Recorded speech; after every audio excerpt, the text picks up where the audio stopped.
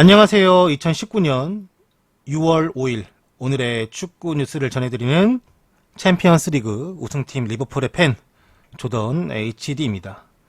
저는 매일 저녁 10시 트위치와 카카오TV에서 생방송을 진행하고 있고요. 이제 오늘의 축구 뉴스 하기 전에 앞으로도 여러분들의 많은 관심 부탁드린다는 말 드리면서 이 축구 뉴스를 시작해 보겠습니다. 오늘 이제 첫 번째 소식은 스페인 마르카에서는 강간으로 고소당한 네이마르가 여성과 나눈 메시지가 공개가 되면서 나는 함정에 빠진 것이다 라는 말을 남겼습니다. 지난주 토요일 브라질 언론의 보도에 따르면 네이마르가 강간 혐의로 한 여성에게 고소당했고 이번 일요일 아침, 그러니까 저번 일요일 아침이겠죠? 저번 일요일 아침 이 네이마르가 이에 대응하였다라고 설명을 했습니다. 네이마르는 자신이 함정에 빠졌다라고 주장하며 2019년 3월에서 5월 사이에 이 기소자와 나눈 개인 왓츠앱 메시지들을 공개한 비디오를 찍어 소셜미디어에 게시를 했다고 합니다. 이 왓츠앱이라는 게 그 저쪽에서는 엄청 많이 쓰는 약간 채팅 앱 카카오 같은 거? 저도 모르겠어요. 아무튼 선수들 관련해서 공개가 되고 대화 같은 게 공개가 되고 하는 건 다 왓츠앱에서 나오더라고요. 아무튼 우리나라 치면은 라인과 카카오톡 같이 생각하면 되겠죠? 네. 브라질 언론 보울에 따르면 피해자는 그들이 지난 5월 15일 파리의 한 호텔에서 만났고 술 취한 네이마르가 폭력적으로 돌변해서 자신을 성폭행하려 했다고 주장을 했습니다. 이 27살의 선수는 이를 부정했고 그날의 만남 이후에도 서로 메시지를 계속해서 주고받았음을 공개했습니다. 이것은 이제 내가 성폭행했다면 그 이후에 어떻게 이제 메시지를 주고받았겠냐 이런 뜻이겠죠. 네이마르는 이 영상에서 말하길 나는 나의 모든 것, 그 여자와 나눈 모든 대화와 모든 사적인 순간들을 공유했었다. 실제로는 그 이상의 일들이 아무것도 일어나지 않았다. 라는 것을 확인시켜 주려면 이 메시지를 공개할 수밖에 없었다라고 말했습니다. 그날 일어났던 일들은 은밀한 남녀 간의 관계였을 뿐이며 모든 커플들이 하는 그런 것들이었다. 그 다음 날에도 아무런 문제가 없었고 우리는 계속 메시지를 주고받았다라고 말하며 문제가 없는 관계라고 말했습니다. 한편 네이마르를 고소했던 여자는 첫 번째 변호사를 해임하게 되면서 이 변호사와 고소한 여자 간의 통화 내역이 이제 또 공개가 됐는데 그 공개가 되고 나서 여자 쪽에 매우 불리하게 지금은 돌아가고 있는 분위기더라고요. 아직까지는 확실한 결말이 나지 않았으니까 이렇다 저렇다 말할 수는 없겠지만 일단 지금까지 공개되었던 부분은 처음엔 네이마르가 되게 위험했다가 여자가 약간 자충수를 뒀다고 해야 될까요? 그 대화에서 조금 약간 네이마르가 훨씬 유리하게 작용할 수 있는 부분이 나왔다고 하니까 이거는 또 차후에 다른 결과론적인 기사가 나오면 또 알려드리도록 하겠습니다. 네이마르 그 두 번째 만난 여자친구 있잖아요. 그러니까 두 번을 만난 여자친구. 한 번 헤어졌다가 다시 만난 여자친구. 그 여자친구하고는 이제 다시 또 헤어진 건가? 남녀가 만나고 헤어지는 게 다반사라고 하지만 그 브라질 팬들은 그 브라질 국적의 그 여자 모델하고 탤런트가 같이 하는 것 같은데 그 사람과 잘 되기를 되게 많이 바라던데. 왜냐면 네이마르 아들하고도 되게 잘 놀아주고 해가지고 그 브라질에서는 되게 좀 그 여자와 잘 되기를 많이 바랬었는데 모르겠네요. 저도 네이마르에게 관심이 없어가지고 그래도 이런 성폭행 관련 소식을 들으면 좋진 않죠.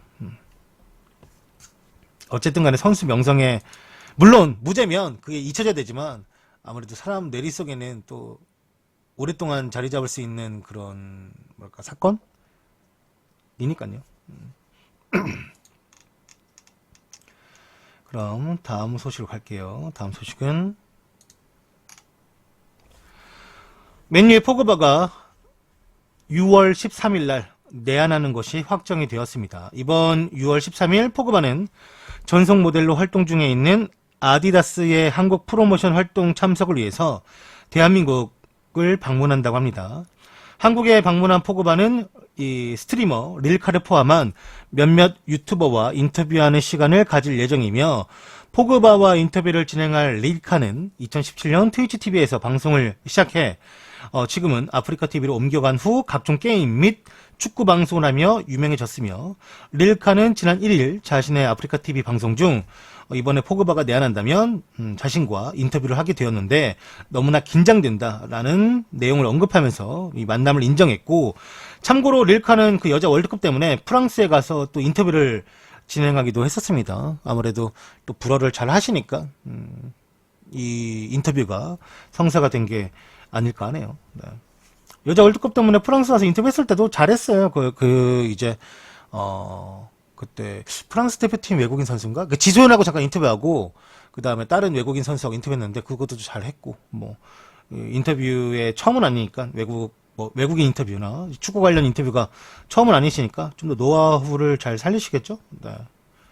역시 이래서 제가 어른들이 항상 하는 말 있잖아요. 외국어 좀 잘 해놓을 걸, 뭐라도. 지금 요즘에 제가 그런 생각해요. 나는 스페인어 좀 좀 배워볼 걸. 응? 그런 생각이 들더라고요. 여러분들은 뭐 저도 뭐 지금부터 해도 뭐 되겠지만 여러분들도 조금 시간 나시면 외국어 하나 해놓으시면 참 좋지 않을까. 특히 스페인어 같은 경우는 축구 관련 뉴스를 보더라도 좀 할 줄 알면 좋을 텐데.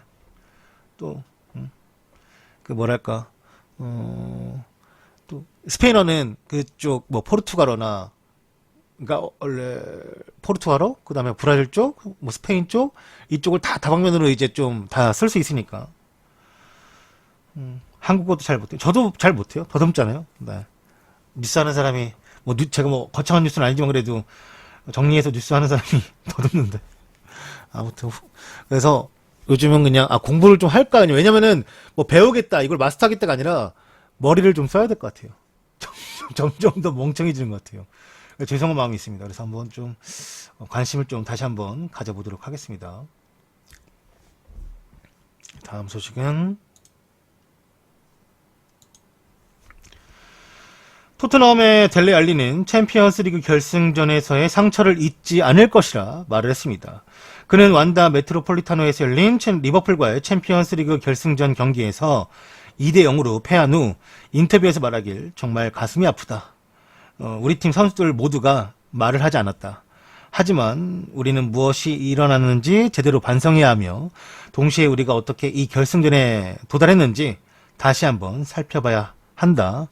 지금 당장 긍정적이기는 어렵겠지만 시간이 지나 선수들, 스태프, 그리고 팬들과 함께 우리의 여정을 돌이켜봤을 때 이것은 결코 끝이 아니다. 우리는 계속 노력하고 발전하기 위해 이 실망이라는 감정을 잊어서는 안 된다.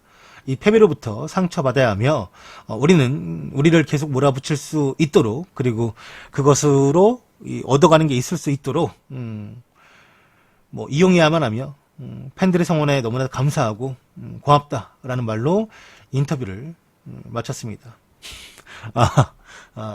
알리가 잘 결승에서 못했다고? 이날 결승전은 사실 그냥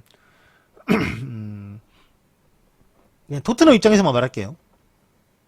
내가 토트넘 팬이라면 처음에 시소코의 그 PK가 너무 결정적이었다. 그 리버풀이 리드하면서 가져가는 게 토트넘에게는 최악이었는데 그게 너무나도 빠르게 나와버리는 바람에 리버풀이 좀 안정적으로, 그 다음에 좀 이 승리를 계속해서 리드해가면서 경기를 좀 끌어갈 수 있도록 가져갈 수 있는 부분이었고, 그래도 토트넘이 그런 거 있잖아요. 그러니까 결과론 쪽이니까 지더라도 한번 덤벼보지 이런 생각 할 수 있는 건데, 모르겠어요. 또 막상 챔피언스리그 결승이 되면은 그렇게 덤비기보다는 좀 더 안정적으로 경기를 끌어가면서 역습에서 한 번을 노리고 싶었던 포체티노의 마음도 이해가 안 되는 거 아닙니다. 다만 이제 뭐 저 또한 뭐 재미없었다라는 그 부분에 있어서는 뭐 저도 동감해요. 네, 동감하죠.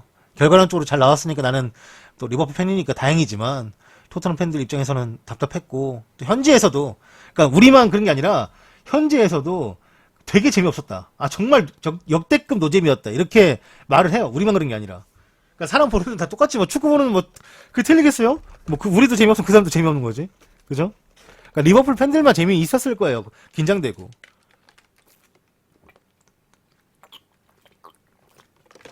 그래도 거기에서 또 나오는 긴장감이 또 느껴지는데, 여튼간에 뭐 토트넘 입장에서는 그래도 기록을 썼고 역대급 기록을 썼고 기적을 일으키면서 올라왔잖아요. 네. 그렇게 말해야 될 것 같아요. 그렇죠? 그러니까 알리는 우리가 못했다. 뭐 그 인정하는 부분이 있고 이 패배에서 우리가 가져갈 것들이 있다면 배워갈 게 있다면 다시 한번 돌이켜 보자라는 말을 한 거니까. 네. 로즈가. 근데 내가 이거 솔직히 말하면 제가 며칠을 지금 잠을 잘 못 잤는데 이게 계속 해주잖아요. 스포티비에서 계속 봐요. 해줄 때마다. 근데 이게 사람이 영화도 그 계속 보면은 뭔가 좀 다른 게 보인다고 하잖아요. 이 첫 번째 봤을 때랑 뭐 두 번째 봤을 때랑 책도 첫 번째 읽었을 때랑 두 번째 읽었을 때랑. 근데 이 제가 계속 해주는 그 영상을 보면서 로즈가 잘했다는 부분에는 저도 어느 정도 동감하는데 그 마지막 두 번째 골 나오는 과정에서 로즈가 또 이제 뭐 걷어내는 부분에 있어서 약간 비판하는 분들도 있더라고요. 근데 그건 결과론 쪽이니까 진짜로 뭐 졌으니까 뭐 가뜩이나 약간 눈에 가신데 좀 더 밉게 생각하는 건지. 근데 로즈는 괜찮은데. 그러니까 이번 시즌은 별로였던 거 맞는데 그 선수 내보내고 다른 선수 데려오라고 하면은 사실 솔직히 마땅한 매물도 없고 밴드비스전이 또 그건 아닌 것 같고.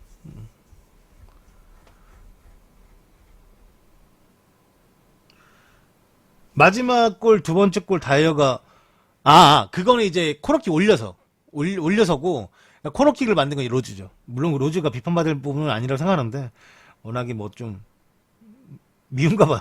네. 내가 로즈를 미워할 필요는 없으니까 나는. 난 로즈 그리고 약간 그 주만지에서 나왔던 그 코미디언 있잖아요. 흑인 코미디언. 약간 키 작고 재밌는 저는 그 사람 나오는 영화 되게 좋아하는 편이에요. 약간 좀 비슷하긴 하지만 캐릭터가. 그 사람 닮아서 저는 로즈 좀 좋아해요. 네. 약간 재밌는 스타일 캐릭터라고 해야 되나? 네.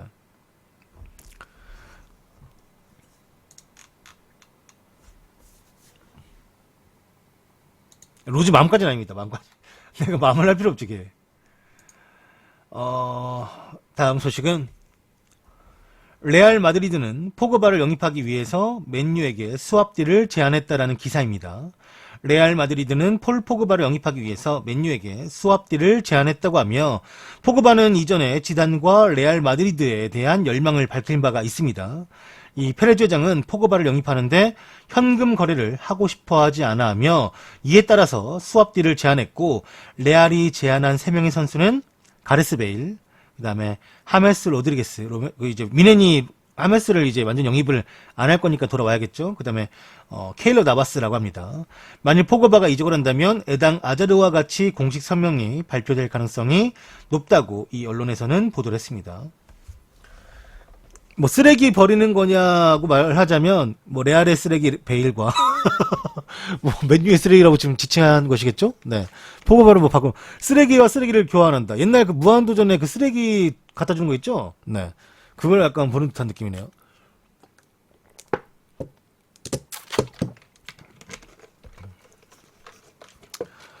그 다음에 뭐 케일러 나바스 같은 경우는 뭐 수업딜 이라기보다는 넣어주면서 이제 또 현금 거래도 하겠고 그 다음에 하메스는 왜지? 그냥 처리하는 건가? 처리하는 것 같기도 하고. 그러니까 지단이 확실하게 관심은 있어요. 확실하게 포그바한테 관심이 있는데 이제 그거를 이제 맨유가 그 미끼를 덥석 물 것이냐, 그냥 뱉어버릴 것이냐, 네. 그 차이겠죠. 이번에 포그바 나는 솔직히 아까 포그바 아디다스 관련해서 이제 13일날 한국 오잖아요. 13일날 한국 금요일인가? 아니네. 목요일이네. 아쉽다. 13일 금요일 딱 오면 좋은데. 무섭잖아요.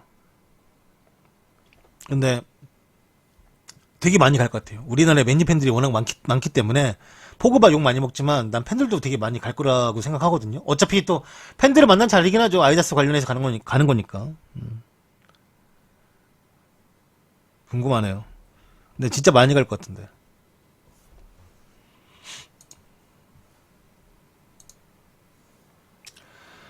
UEFA 공식 선정 챔피언스 리그 올해의 스쿼드가 발표가 되었습니다.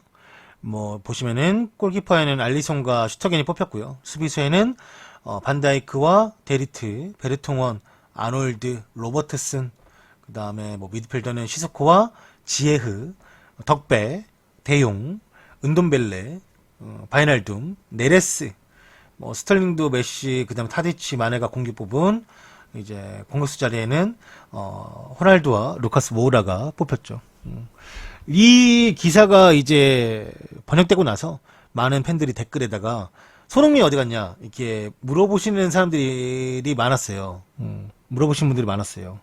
거기에 이제 어떤 분이 댓글 달기를 손흥민 대신에 왜 호날두가 뽑혔냐고 물어본다면 호날두는 조별 예선에서 한 골 넣을 동안 손흥민은 한 골도 넣지 못했고 손흥민이 맨시티전 캐리하는 만큼 호날두는 해트트릭으로 혼자 게임을 지배하며 아틀레티코 마드리드를 무너뜨렸고 심지어 아약스전에서도 혼자 골을 넣으면서 고군분투했고 스탯도 호날두가 손흥민보다 앞서고 UEFA가 선정한 것인데 아쉬워할 수는 있어도 우기지는 말자라고 이제 댓글에 써있던 게 이제 베스트가 됐더라고요. 네. 살라도 없고 그래서 그런가 보다 하고 있어요 저는.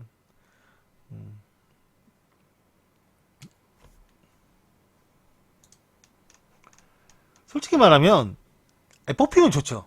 뽑히면 좋은데 나는 손흥민이 이제 가지고 있는 상징성이 있다고 생각해요. 특히나 이제 챔피언스리그 결승까지 올라가는 가운데 이제 정말로 어렵게 힘들 것 같다. 어려울 것 같다라고 생각했던 경기가 이제 맨시티와 토트넘 경기인데 그 경기에서 가장 큰 활약을 펼쳤던 게 1, 2차전 다 손흥민이었잖아요. 네. 그렇다 보니까 뭐 들어가면 좋은데 그렇지 않더라도 많은 해외 축구 팬들, 국내 축구 팬들이 뭐 또 잘 알고 있으니까 굳이 네. 들어가면 좋고 안 들어와도 손흥민이 잘했던 거는 팩트다.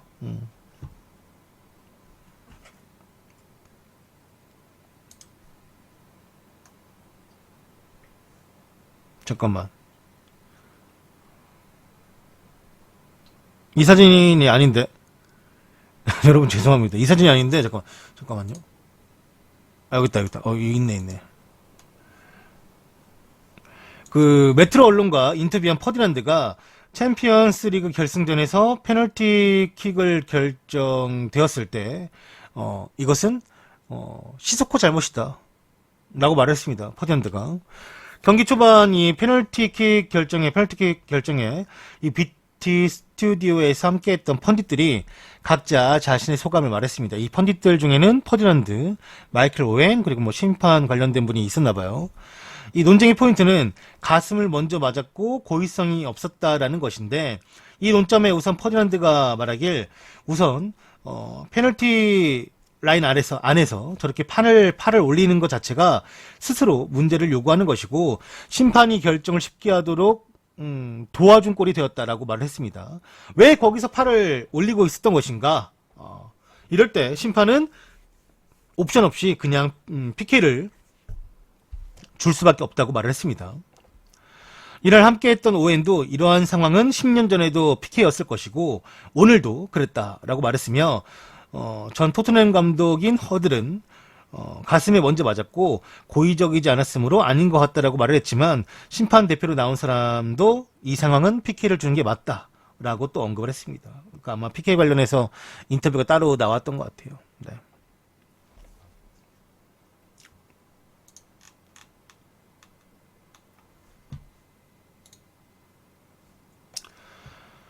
FM에서 여러분들이 좋아하는 FM에서 한때 이름을 떨쳤던 수비수 발란타에게 제시한 아스날에 관한 소식입니다. 영국 언론 보도에 따르면 에메리는 올 여름에 에데르 발란타를 영입하는 것에 큰 관심이 있다고 하며 이 선수는 레프트백도 소화 가능한 선수라고 합니다. 26살의 콜롬비아 대표팀 센터백이며 그는 현재 바질과의 계약이 1년 남았고 그 결과 이적료는 400만 파운드 60억 정도면 영입이 가능할 것으로 보인다고 합니다.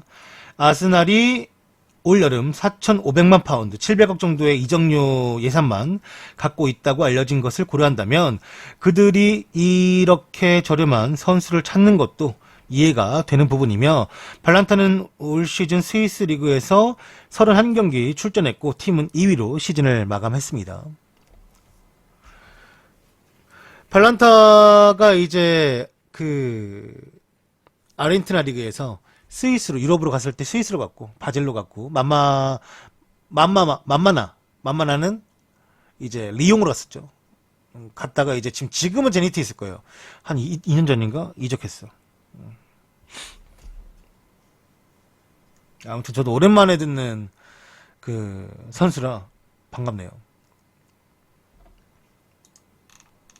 반갑다.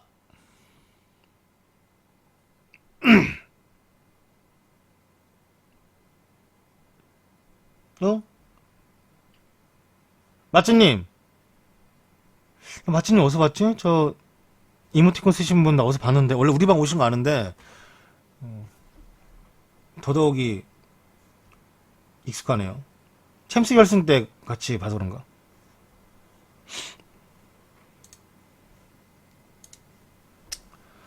자, 다음 소식은 에버튼의 엠블럼이자 탑이고 이 팀의 심벌인 루퍼트 왕자의 탑이 훼손이 되었습니다.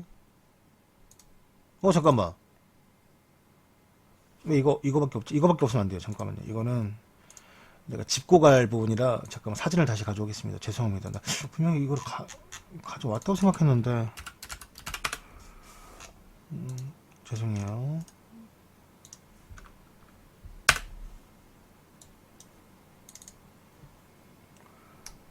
이 사진이에요. 네.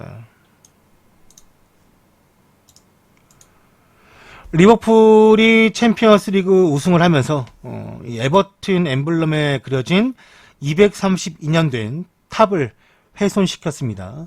리버풀의 6번째 챔피언스리그 우승을 나타내는 숫자 6이 이 탑에 그려지자 에버튼 팬들은 실망을 금치 못하고 있으며 이 탑은 1787년에 범죄자들이 끌려가기 전에 하룻밤을 묵는 용도로 지어졌고 1938년부터 에버튼 엠블럼, 아까 제가 보여드렸던 이 엠블럼의 저 탑 있죠? 이게 이 루퍼트 탑이래요. 네. 이 엠블럼에 쓰여졌던 탑이에요. 네. 네, 이 탑을 이 리버풀 팬들이 훼손을 시킨 것이죠. 네. 저는 이런 거 기사를 꼭 가져옵니다. 리버풀이 사고 친 거요. 욕을 먹어야 돼요. 네. 100번 양보해서 저 문이야. 다시 뭐 칠하거나 떼어 붙여서 한다고 쳐. 저 스프레이는 어쩔 거냐 저거. 얼마나 진짜 저거 물론 문외한 것도 나쁘지만 저거는 어떻게 하라는 얘기야 저거. 저 지워줘요? 이런 거 진짜? 참 진짜 욕을 처먹을 줄만 해요 진짜. 처먹을 줄만. 그러니까 머지사이드 가면 난리가 나지. 내가 봐도 나는 진짜 만약에 에버튼이 안필드에서 이기고 나서 안필드 벽에 저렇게 했다고 해도 정말 화가 날 것 같은데 얘네 심지어 232년 된 탑을 훼손시킨 거야. 내가 얼마 전에 움짤로 헝가리 모델인가? 엄청 오래된 조각상을 망치로 때려부시는 걸 봤거든요. 그 여자애가 무슨 지금 고소당했다고 하는데 아무튼 참 진짜 이해가 안 됩니다. 그것도 리버풀 애들은 영국 사람 아니야? 잉글랜드 사람 아니야? 자기 동네 아닙니까? 머지사이드 어차피. 참 진짜 하는지 보면은 정말 지웠대요? 지웠으면 다행인데 애초에 했던 거 맞으니까 지웠으면 다행이네. 그래도 지워졌으면 다행이고. 이게 역사함이 역사. 참 진짜 나 이런 거 훼손시키는 거 너무 싫어합니다 진짜. 창피합니다 창피해. 그래도 창피하더라도 밝힐 건 밝히고 더더욱이 이제 널리 알려야지. 멍청한 놈들. 지우신 분들은 저거 한 사람일까? 아니겠지. 그냥 이제 창피하니까 자기들도 미안하니까 가서 지웠겠지. 지웠다는 거는 제가 한 번 더 뉴스 찾아가지고 사진 있으면 가져오도록 할게요. 그러니까 하는 놈 딸 있고 치우는 놈 딸 있다니까 진짜 다 똑같아. 야, 이 엠블럼에 들어갈 정도로의 심벌인데 그걸 그렇게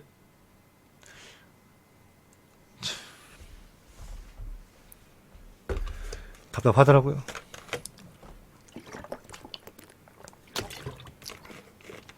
물 먹는 소리 죄송해요. 제가 오늘 집에서 제육볶음밥을 해 먹었는데 소스가 너무 진했나봐요. 짜가지고 입에 계속 짠 게 남아있네.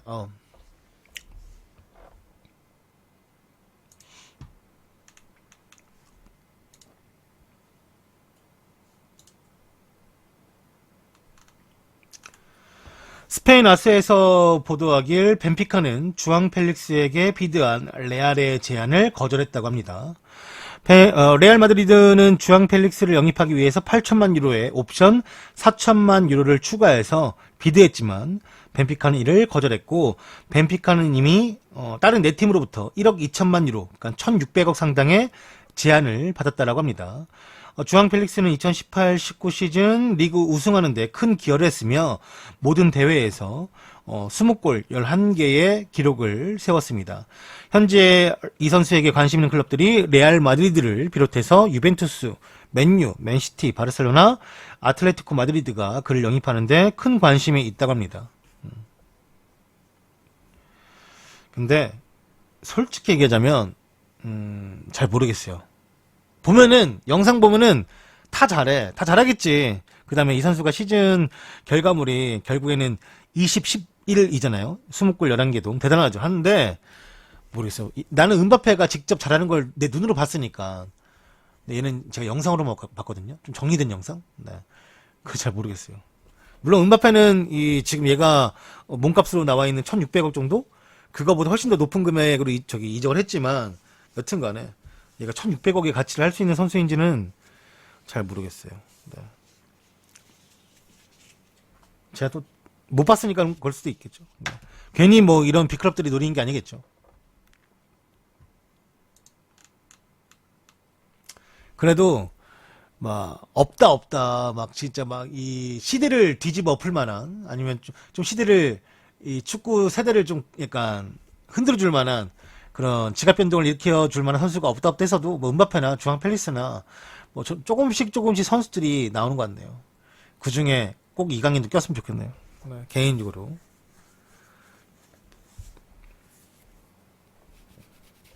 얼굴은 베일상이, 약간 하관이 베일이죠? 좀 스타일이.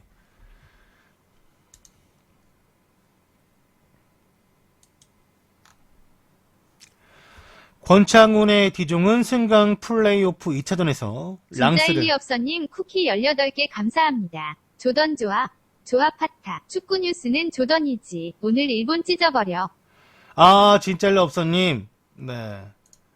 쿠키 10개 감사합니다. 축구 뉴스는 조던이지. 감사합니다. 오늘 일본하고 한국이 경기가 있는데 꼭 잡아줘야겠죠?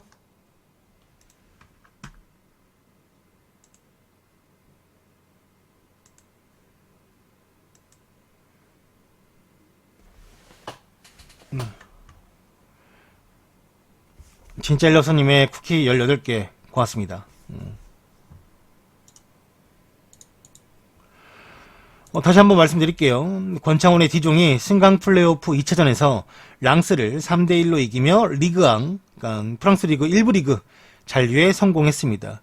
디종은 어제 랑스와 리그앙 승강 플레이오프 2차전에서 3대1로 승리를 거두었으며, 지난 1차전을 1대1로 마친 디종은 1승 1무 합계 스코어 4대2로 꺾고 리그앙에 잔류하게 되었습니다.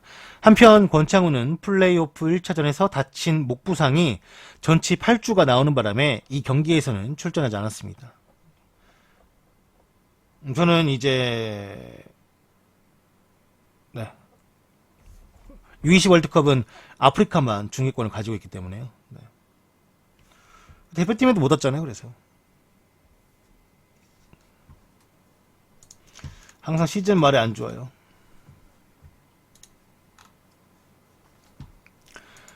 이승우가 결장한 베로나 또한 승격 플레이오프 2차전에서 치타델라를 꺾고 극적으로 1부 리그로 승격을 했습니다. 그러니까 이승우도 다음 시즌 세리아 A, 그러니까 이번 연도처럼 B가 아닌 세리아 A로 복귀합니다.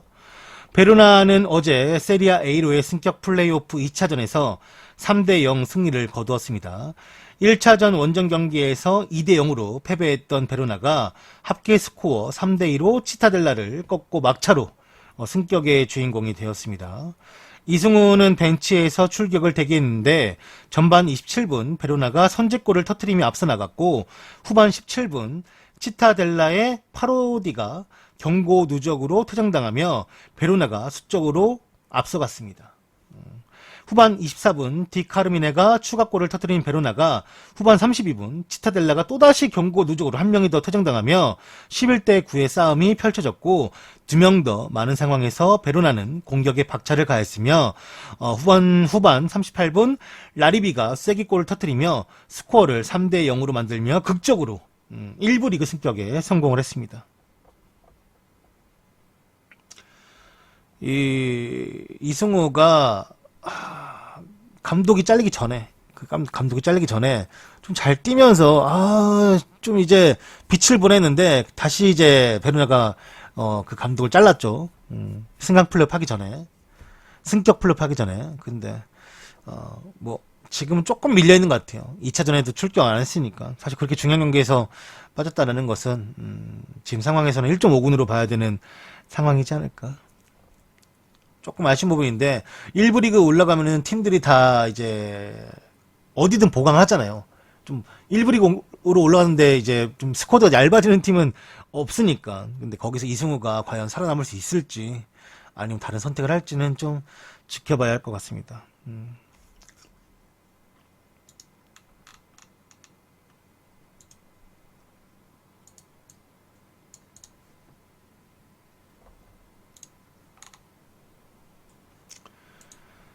리버풀은 클롭의 계약 연장을 위해서 연봉 150억을 제시할 것이라고 합니다. 빼어난 지도력으로 리버풀을 14년 만에 챔피언스리그 우승을 이끈 위르겐 클롭 감독의 몸값이 폭등할 조짐을 보이고 있습니다. 마치 과거 맨유에서 장기 집권하며 맨유 왕조를 만든 퍼거슨 전 감독처럼 클롭 감독이 리버풀 왕조를 만들어주길 바라는 모양새이고 이런 계획을 위해서 리버풀은 지갑을 화끈하게 열 것으로 보인다고 합니다. 클롭의 현재 연봉은 700만 파운드, 105억 선인데 여기서 300만 파운드가 더 오를 전망이며 1000만 파운드, 약 150억을 써서 클롭을 잡을 수만 있다면 리버풀 입장에서는 절대 아깝지 않은 돈이다 라고 판단했기 때문에 더 챙겨줄 것으로 보이고 당연히 이건 당연한 거죠. 당연히 챙겨줘야지. 그죠? 당연한 거죠. 14년 만에 트로피를 가져오게 만든 사람인데 또 클럽의 또 이미지가 좋지 않습니까? 이 우승파로 예대할 때 정말 이 사진을 진짜 한 10분을 그냥 많이 봤어요. 10분을. 진짜 이게 정말 제가 리버풀이 챔피언스리그 우승이라면 제가 FM에서 우승시켜가지고 챔피언스리그 할 때 옆에 보면은 그 연도별로 이제 우승팀 나오잖아요. 그렇게 우승팀 나온 거 말고는 이렇게 이제는 이제 FM 2020이 나온다면 고정돼서 나올 거 아닙니까? 응? 진짜 얼마나 참 이게 참 기쁜 일인지. 계속 봤어요. 이제 게임에서도 리버풀이 고정으로 이제 아무리 사람들이 처음부터 다시 초기화를 시켜도 리버풀이 이제 그 우승팀이라는 건 변하지 않으니까.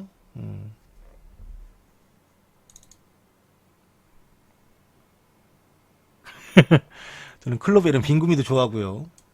우리 우승 트로피가 몇 개지? 하나, 둘, 셋, 넷, 다섯, 여섯! 이 클럽의 빈구미 아니겠습니까? 또.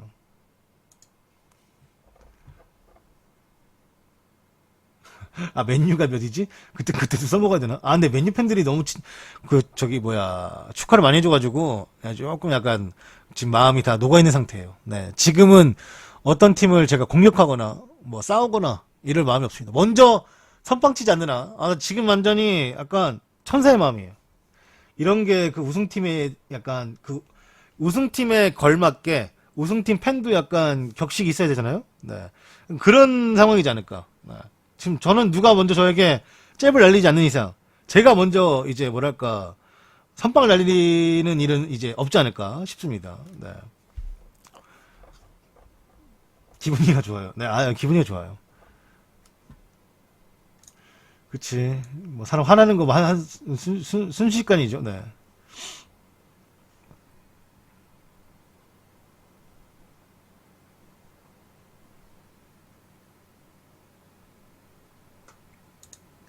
그러니까 내가 이거를 계속 보는 이유도 그거야. 이게 정말 사실인가?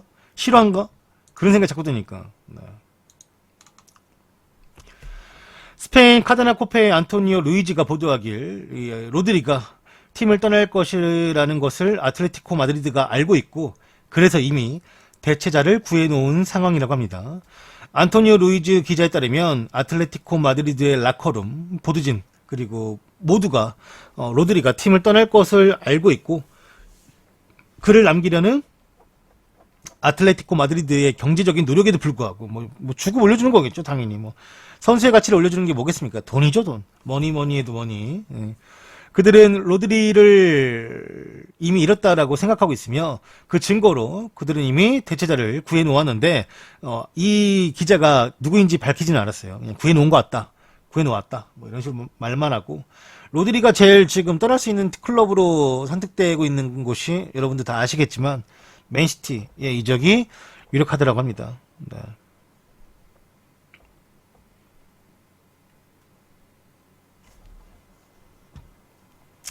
바이백으로 다시 부를 때만 해도 그리고 이번 연도 너무 잘해가지고 참 주가가 많이 올랐는데 그만큼 이제 좋은 클럽에서 계속해서 연락이 오고 또 맨시티면은 또 펩 아래에서면 로드리도 많이 땡기죠. 네.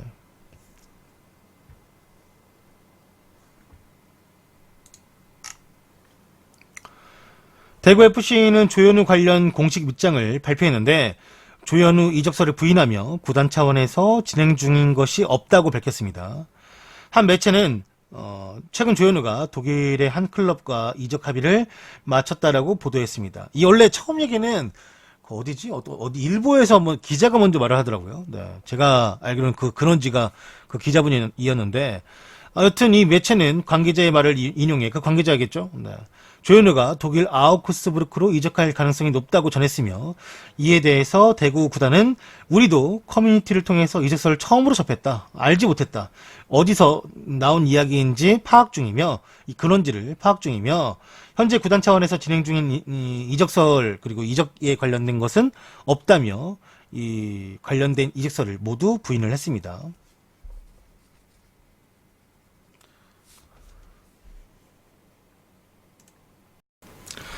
다음 소식은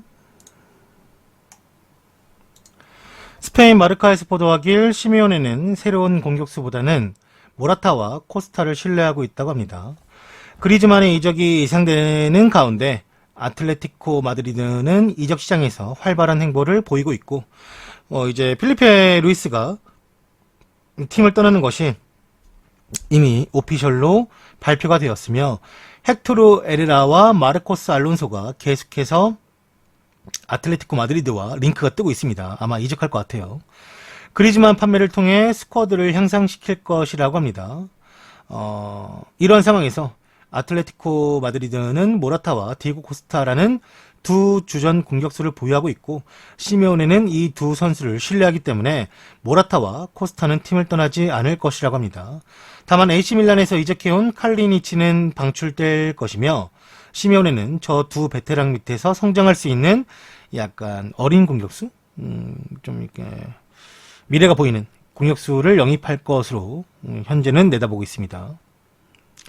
그리즈만 나가면은 그만큼 타격이 있겠지만 그래도 또 보강할 것이다. 아틀레티코 마드리드가 이제 명성이 꽤 되지 않겠습니까? 네. 챔스도 나가고 하다 보니까 이 영입하는 것에도 좀 자신감이 있는 것 같아요. 벌써부터 이제 잘 준비하고 있는 것 같고. 저 팀이 그래도 공격수 계보가 지금은 조금 그렇지만 항상 끊기지 않았던 팀이기 때문에.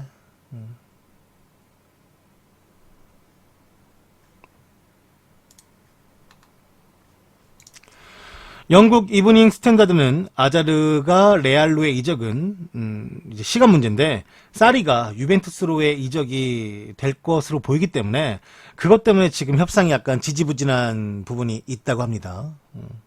사리는 이제 이번 주 유벤투스의 감독으로 선임될 것이며 아마 2+1년 연장 옵션에 600만 파운드 약 90억의 연봉을 받을 것으로 예상하고 있습니다. 이제 아자르는 이 때문에 인터내셔널 브레이크 이후에 레알 마드리드로의 이적이 진행될 것이고 이미 레알과 아자르는 개인 합의를 끝마쳤으나 이적료 협상 때문에 아직까지 조금 지연이 되고 있다라고 다 보더라고요. 최소 아마 6월 12일 이후에는 이 이적이 완성되고 발표가 날 것으로 보인다라고 이 언론에서는 전했습니다. 네, 안녕하세요.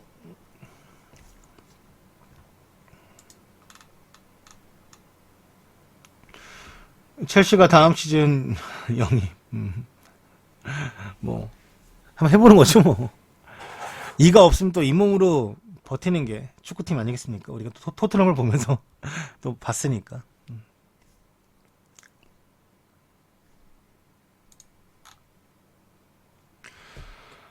이탈리아 피오렌티나에서는 페데리코 키에사가 이적하지 않을 것이며 내년에도 이 피오렌티나 선수라고 오피셜 발표를 했습니다.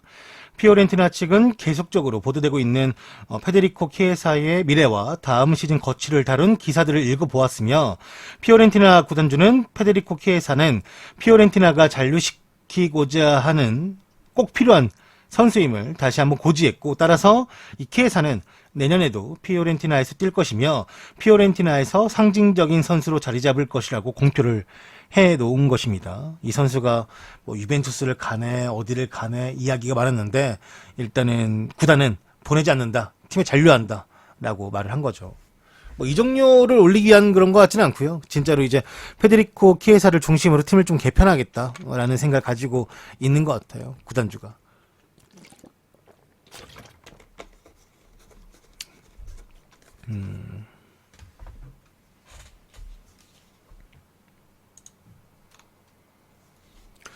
스페인 문도 데포르티보는 나폴리의 히사이가 아틀레티코 마드리드로의 이적을 이제 아마 할 것이다라고 보도했습니다. 나폴리가 디 로렌조를 영입하면서 히사이는 팀 내에서 입지를 완전히 잃어버렸고 이적을 결심하였으며 그리고 그러한 그에게 유일하게 접촉해온 팀이 이제 아틀레티코 마드리드라고 합니다.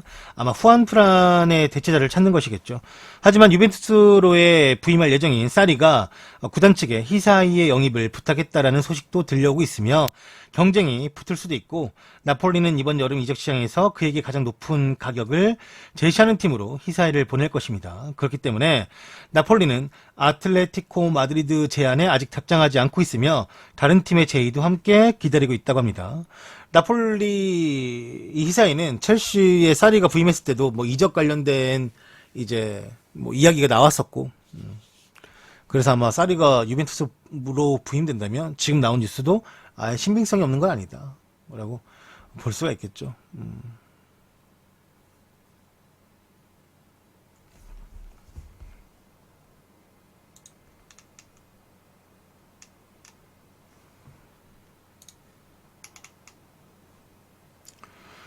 데포르티보는 웨스트햄의 루카스 페레즈를 영입했다고 알렸습니다. 이적료로는 230만 유로 30억 선에서 3년 계약을 맺었다라고 해요. 아스날에 있을 때 이제 데포르티보로 임대 갔었다가 웨스트햄으로 갔다가 다시금 또 데포르티보로 돌아가는 형색이 되었는데 잘 갔어요. 네, 웨스트햄에서도 못 뛰는데 뭐 간단한 이적 뉴스였고 노리치 시티는 팀 내 골키퍼인 팀 쿠를과 재계약을 했다고 알렸습니다. 계약 기간은 3년 계약을 맺었고 2022년 여름까지라고 합니다. 이 노리치 시티는 이제 리버풀의 미뇰렛과도 링크가 떠있던 팀이었어요. 이제 노리치 시티가 좀 더 주전을 하면서 경험이 풍부한 선수를 찾기 때문에 알리송에게 밀린 미뇰렛에게 관심이 있었다라고 하는데 또 모르죠. 이건 이거고 또 미뇰렛 이적은 또 이루어질 수도 있는 거니까. 그것도 한번 지속적으로 지켜봐야 할 것 같아요.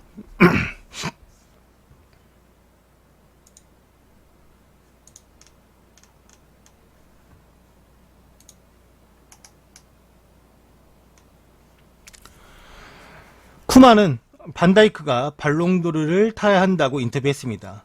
네덜란드의 쿠만 감독은 인터뷰에서 반다이크가 발롱도르를 탈 자격이 있으며 보통 사람들은 골을 만들거나 넣는 선수에게만 집중하는데 언젠가 수비수에게 발롱도르를 주어야 한다면 지금이 바로 적기다 라고 말을 했습니다. 마지막으로 수비수 중에 발롱도르를 탄 선수는 2006년에 파비오 깐나바로이며 깐나바로는 올해의 선수에도 뽑혔고 이탈리아 국가대표팀 주장으로 월드컵 우승을 차지했었습니다. 이 뉴스 그 베스트 댓글 그 유저의 정보에 따르면 현재 그 발롱도르 배당률이 있는데 메시가 1.9고 반다이크가 2.1로 현재는 빙으로 보고 있다고 해요. 네. 반다이크 아주 훌륭했죠. 뭐 국가대표나 챔스도 우승했고. 하지만 메시도 워낙에 또 공격적인 부분에서 많은 기록을 냈고 또 잘했으니까요. 그래도 이제 현지에서도 이제 메시를 조금 더 우선순위로 보고 있고 그 다음을 반다이크로 보고 있나 봅니다. 네. 메시의 스탯이 너무 사기였죠.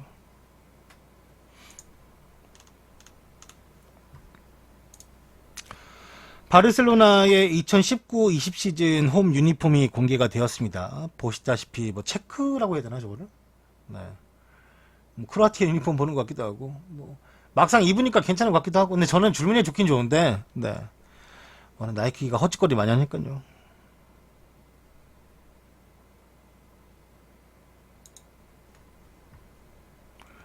뭐 이렇게 또 바르셀로나 여자팀 선수와 피케가 함께 입고 있는 사진도 있는데 역시나 좀 약간 어색하죠. 네.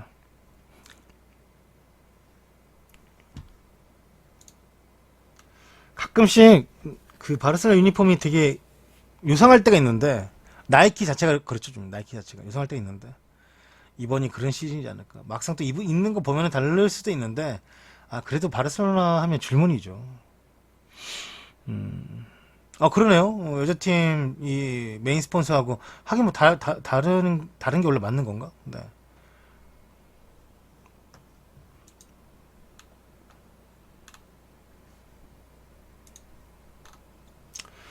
프랑스 르텐 스포르트에 따르면 이 토트넘이 리옹의 은돔벨레에게 공식 영입 제의를 했지만 거절을 당했다라고 합니다.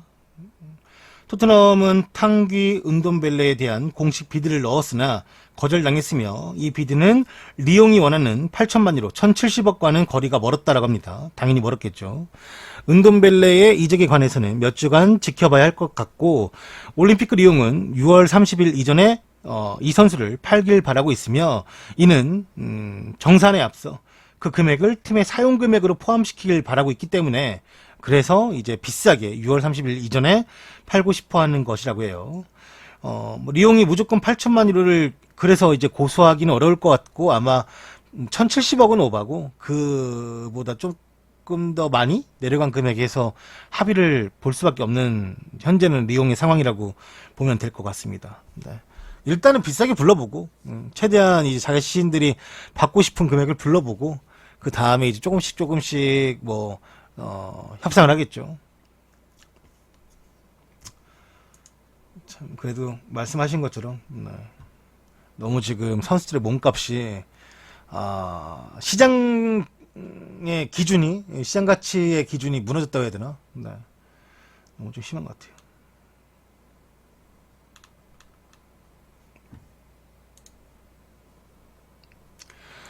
영국 텔레그라프의 맨루가 전하길 첼시는 아자르의 이적료로 1억 3천만 유로를 지속적으로 요구 중에 있다고 합니다. 첼시는 아자르의 이적료로 보너스 포함해서 1억 3천만 유로, 한화로 1735억을 원하고 있지만 이것은 레알의 마지막 비드보다 4천만 유로가 더 비싼 금액이라고 합니다. 하지만 이번 주에 레알과 첼시는 협상할 예정이고 사리는 첼시를 떠날 것으로 보이며 다들 지금 사리가 떠날 것 같대요. 그러니까 이거는 사리가 본인이 떠나는 것보다는 첼시가 떠나 보내는 거겠죠. 네. 그래서 이제 뭐 첼시의 감독이 빈 공석이 되잖아요. 그러면 데려오려는 감독이 현재는 이제 더비 카운티, 그 다음에 울버햄튼의 누누 감독, 그 다음에 와포드의 하비 가르시아가 대체 후보 감독으로 지금 거론되고 있으며 알레그리의 경우 첼시에 관심이 있지만 첼시 측은 알레그리 좋긴 한데 우리가 콘테, 사리 이렇게 이탈리아 감독을 2번 써봤는데 또 3번째 감독을 이탈리아 감독을 앉히는 것을 고민 중에 있대요. 그리고 이제 체어가 공식적으로 은퇴를 했기 때문에 첼시의 기술 이사직으로 첼시로의 복귀가 예정되어 있다고 합니다.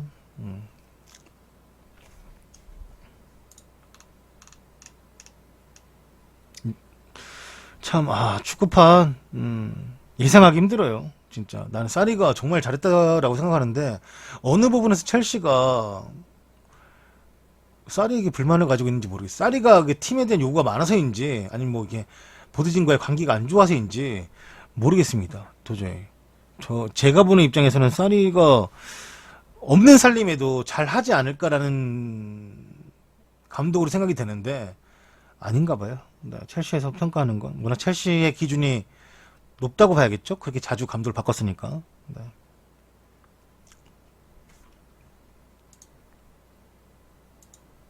참 어려워요. 네. 앞날 내다보기 정말 어렵습니다.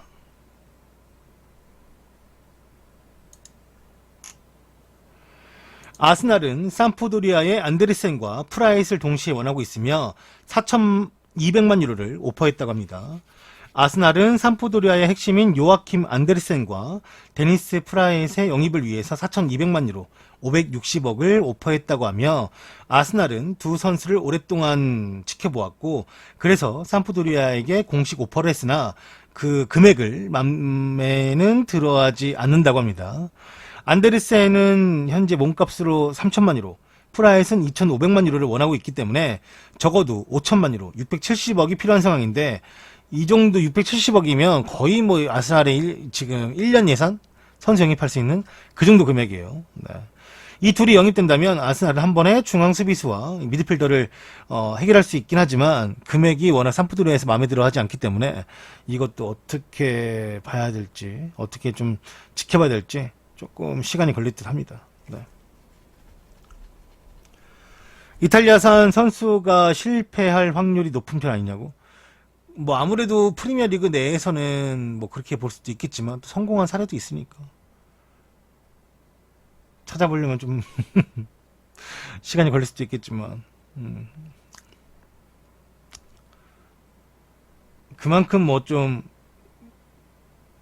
마음에 드는 선수가 없다라고 봐도 될 것 같고. 네.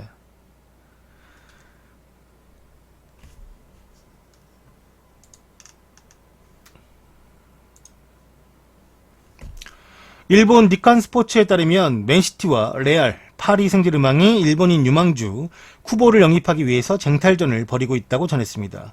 파리 생제르맹이 연봉 11억 원의 조건으로 영입 의사를 적극적으로 보여주었다라고 하며 올 여름 FC 도쿄를 떠나 유럽 진출할 예정인 쿠보는 영입하기 위한 빅클럽들의 영입 작전이 본격적으로 시작된 것으로 알려졌습니다. 특히 명문구단인 레알 마드리드와 맨시티가 이 쿠보에게 큰 관심을 보이고 있는 중이며 바르셀로나에서 이제 키웠던 뉴스인 쿠보잖아요. 이 선수가 파리 생제르맹을 포함해서 유럽 명문구단들이 놓치지 않으려는 게 확실하다라고 지들 스스로 분석을 했습니다. 이들은 일단 쿠보 영입 후 임대를 보내준 다음에 팀 구상을 감안해서 주전 선수로 좀 더 커서 주전 선수로 복귀시킨다라는 구체적인 계획을 생각 중에 있으며 2001년생인 쿠보는 올 시즌 눈부신 성장으로 인해서 이번에 일본 성인 국가대표팀으로까지 발탁이 된 상황입니다. 네. 저는 이 선수를 자세히 못 봤습니다. 네. 그냥 일본 제1리그 하이라이트 유튜브 영상에서만 골 넣었다라는 것을 봤는데 뭐 좀 이 일본 제1리그에 관심이 있으신 분들은 쿠보의 역량을 되게 높게 평가하더라고요. 네. 당연히 뭐 바르셀로나에서도 그 어린 재능을 일찌감치 보고 키우려고 했던 거겠지만 여튼간에 근데 일단은 선임대 그러니까 데려와서 뭐 파리 생제르맹도 연봉으로 11억 뭐 이 선수에게 11억이 큰 돈일 수도 큰 돈이겠죠. 네. 일본에서도 11억 정도 받는 거 쉽지 않다고 하는데, 네. 지금 얼마 받는지 모르겠네요. 근데 어리니까 크게 이렇게 많이 주지 않겠지. 여튼 간에, 뭐, 많은 명문 클럽들이 이 쿠보 다키호사인가 이름이? 네. 그런 걸 다키호사라고 알고 있는데, 원한다고 하니까, 이것도 한번 지켜보겠습니다.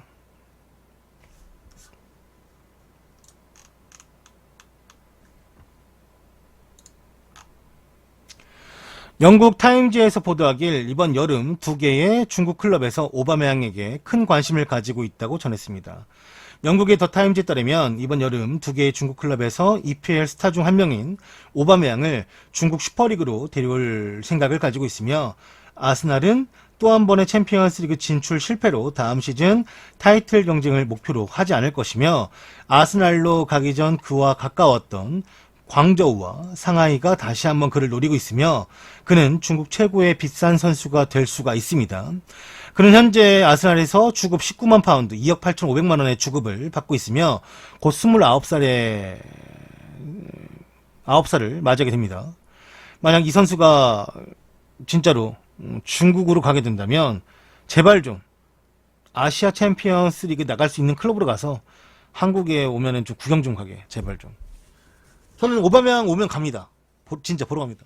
그게 뭐 어느 팀이랑 붙던 좀 우리 집에서 가까운 팀이랑 붙으면은 갑니다. 진짜. 그게 뭐 매칭이 된다면 보고 싶어요. 오바메양 한번 진짜. 안 갈 것 같아. 굳이.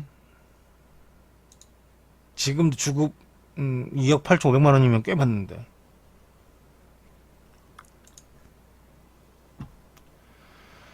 세비야가 레알에서 비참하게 떠났던 훌렌 로페테기 감독을 선임했으며 공식적으로 선임했습니다. 계약 기간은 3년이라고 합니다. 세비야 구단이 오늘 이 로페테기를 데려왔다라고 공식적으로 오피셜 발표했죠. 네.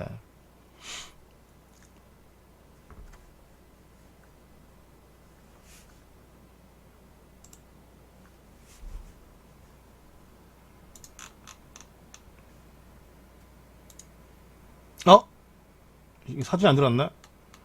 일단 같이 할게요. 스페인 온다세로에 따르면 탈세 혐의로 디에고 코스타를 고소했습니다.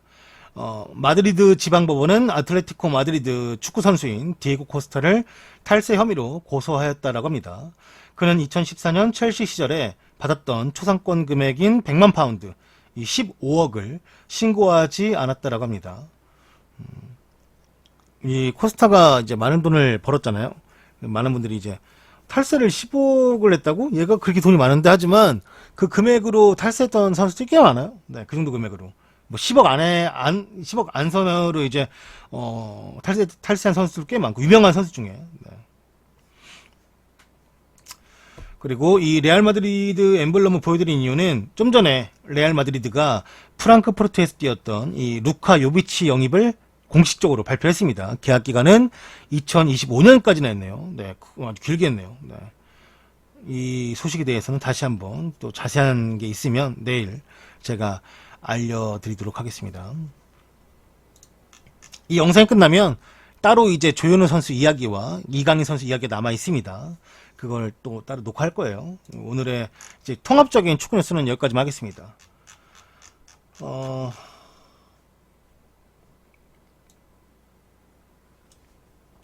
오늘의 축구 뉴스는 모두 펜코에서 발췌하였음을 다시 한번 밝히는 바이고 그 외에도 다음 카페인 락사와 FM네이션에서 좋은 기사들을 또 발췌하고 있습니다. 잘 번역해 주셔서 감사하고요. 네, 올려주시는 모든 분들에게 다시 한번 감사 인사를 전합니다. 오늘 준비한 뉴스가 모두 끝이 났습니다. 이 영상은 유튜브를 통해서 보실 수가 있고요. 유튜브에서 보실 분들은 조던 ATD를 검색하셔가지고 구독과 좋아요, 댓글과 알람 설정을 해주시면 정말로 감사하겠습니다. 또한 네이버에서 팟빵을 검색하셔서 라디오처럼 들으실 수도 있고요. 카카오 VOD, 네이버 TV캐스트에서도 볼 수가 있습니다. 여러분들 감사하고 고맙습니다. 살라메요.